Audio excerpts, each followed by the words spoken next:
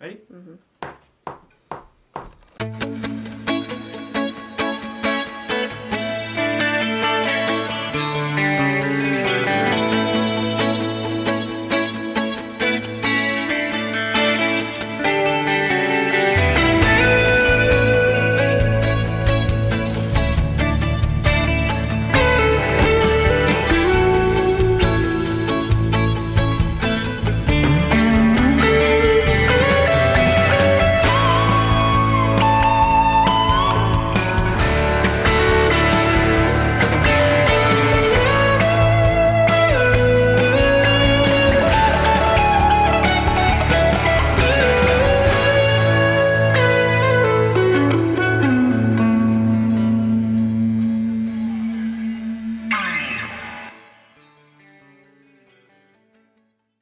Well, hello there. Howdy, howdy, howdy, one might say.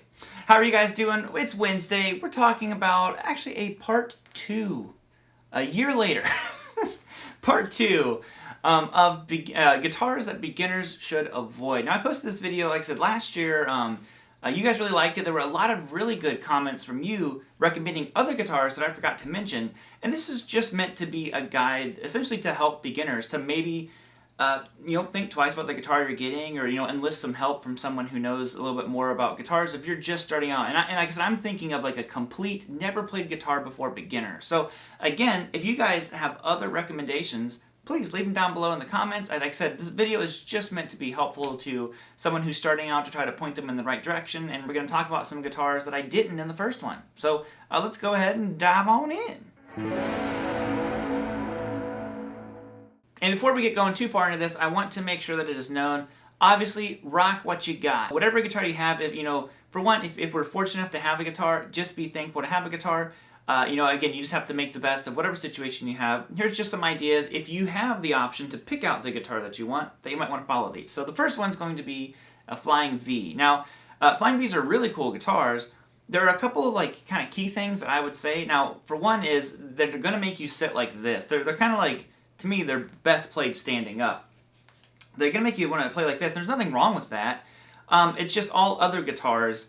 I feel like an electric guitar is intended to be played like this, just because of the way like a Strat, like the contours are, and different things like that. You can play it however you want. There's nothing wrong with that more classical position.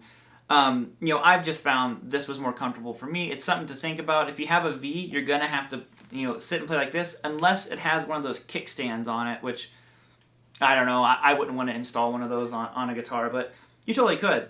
So that's one thing to think about, is just, like I said, a Flying V might not be the best starter guitar. I had a Randy Rhoads offset V for a while, and I ended up getting rid of it because it just wasn't very comfortable to play, to be honest. So that's just my opinion on that, but, play what you got.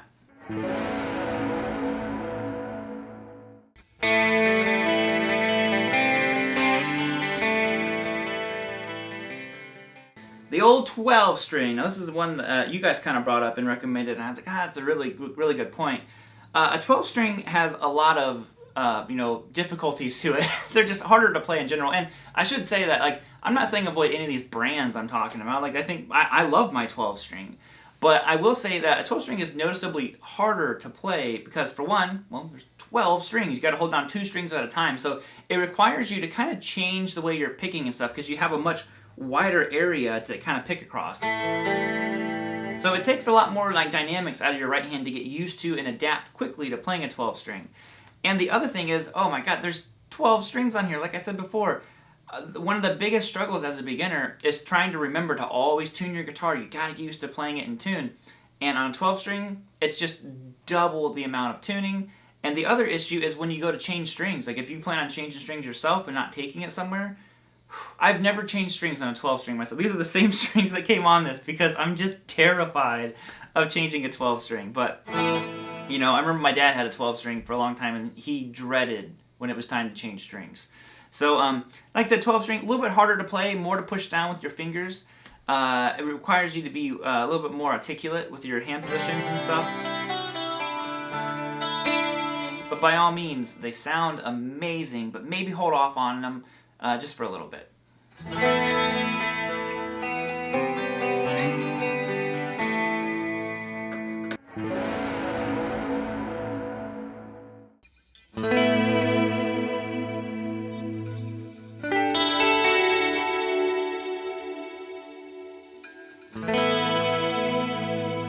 So next is something that I don't have. I don't think I've ever played a guitar with one on it. It is the Evertune Bridge. Now this is an amazing piece of gear that's coming on more and more guitars, it seems like.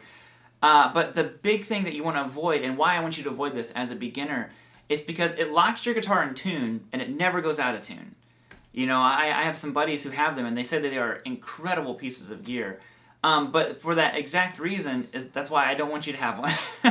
As a beginner, you need to get used to tuning your guitar. Think about this. If you have a guitar that stays in tune all the time, you've never had to experience it going out of tune, what are you going to do whenever you come into the situation where you have a guitar in your hand that doesn't have this, you know, magical Evertune that just keeps everything perfect in pitch? It's going to really warp the way that you're playing the guitar. So I really feel like just stick to a normal guitar. You know, a normal, it could be a tremolo style bridge, you know, hardtail bridge, whatever it is. And also, it's just the mechanical side of it. It's just an unnecessary thing that a beginner doesn't need to be dealing with. Like, you should be focusing on getting used to hearing your guitar when it's in tune, tuning it yourself, and just playing notes. Because, you know, the Evertune also can mess with bending and all kinds of stuff. It's a crazy piece of gear if you haven't looked into one. But, yeah, I really would avoid guitars with Evertunes because I think that it will really hinder you down the road. That's more something you want to get after you've been playing for a few years and you've developed a lot of left and right hand control.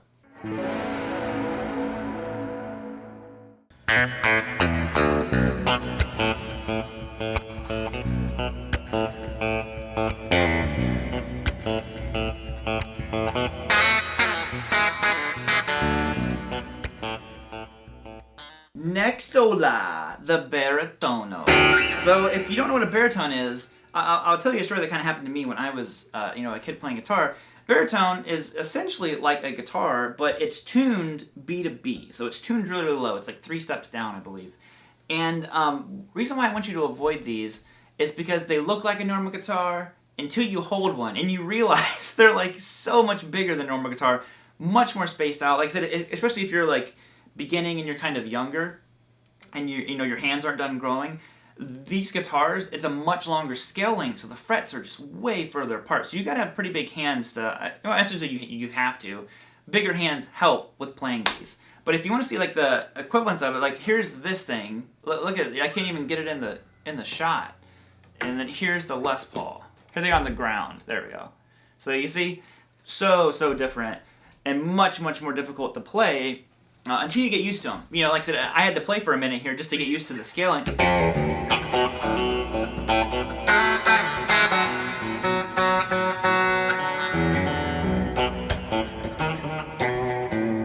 So they're really fun. They're amazing guitars, but you know, much longer scale, harder to reach those frets.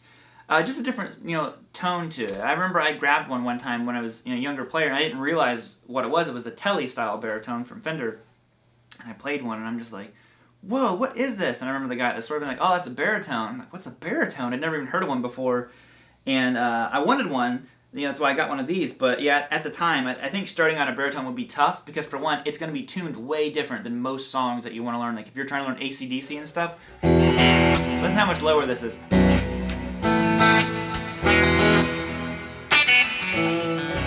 Harder to play, tuned low. Don't worry about it for a beginner. Get it later. The final one here. I think it's the final one. Let me double check before I say it's the final one and it's not. You know what? It is in fact the final one. It's the final countdown. Anyways, so we're talking about, you know, I think for a beginner, vintage guitars, no-go. And I have, like I said, I have another story that ties in very nicely to why I'm saying this is a no-go. Obviously, vintage guitars, you know, depending on the brand and stuff like that you get, can be a little bit expensive. So, you know, you don't need to bust the bank trying to just get started on guitar.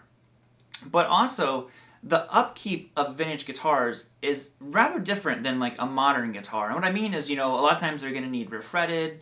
You know, the woods are different. You need to make sure that you're conditioning them properly.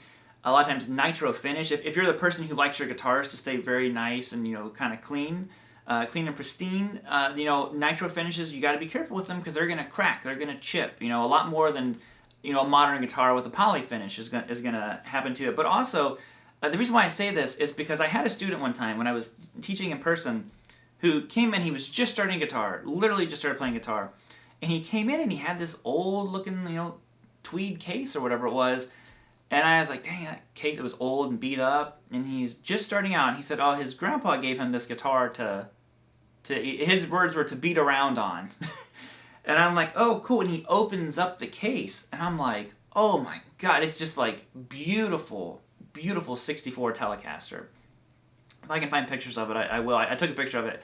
Because at that point, I had never seen, you know, a pre-CBS Tele. Well, I don't know if it was pre-CBS, but, you know, it was either 64 or 65. I can't totally remember. But anyways, I'm just like, oh my God. I looked at the serial number and stuff like that. I'm like, do you know what this is? And he's like, no, my grandpa just had it laying around and gave it to me. So we like went and told his parents, like, this is like an extremely valuable guitar, because not only was the guitar still very clean, it still had the ashtray cover, all original hang tags in the case. It's crazy. So it had just been sitting under his grandpa's bed for, you know, 30 years, 40, however long they've had it. And, you know, the next week he came in with a Squire, but, you know, sometimes people won't know if they're given a guitar from a family member, like, oh, just play on this thing. Like, you know, they could be handing you this, like, incredibly valuable, like, you know, historic guitar. And, you know, I say don't learn, you know, don't cut your teeth on one of those, because those are guitars that you really, you know, you play and you earn. So if you get handed one of those, try to start on, you know, a starter guitar that maybe has been set up. I recommend that. You know, if you have to start on a kit guitar, get it set up. That'll make the world of difference to it. But yeah, I would maybe like ixnay the vintage, if at all possible. I mean, if you're just forced to start on a 59 Les Paul, I mean, I guess you just have to do that. But you know, who would want to do that? Alright guys, that is it. Like I said, the video is just meant, you know, as a little bit of a guide to help someone who's starting out. Maybe it'll help you, maybe it won't. Please leave your comments down below, and then we can, again, just compile more stuff. Or if I spoke incorrectly, by all means, correct me. So, other than that, I'm gonna bounce out of here, guys. I think that's pretty much it. You know, the little intro jam I wrote last night at like 3 a.m. So I was just like, well, I don't know what else to do with this, so that's the start of the video. But other than that, guys, I'll see you all later. Have a great weekend, or week. It's only Wednesday. Jeez, I'm all confused. Bye, guys. Woo!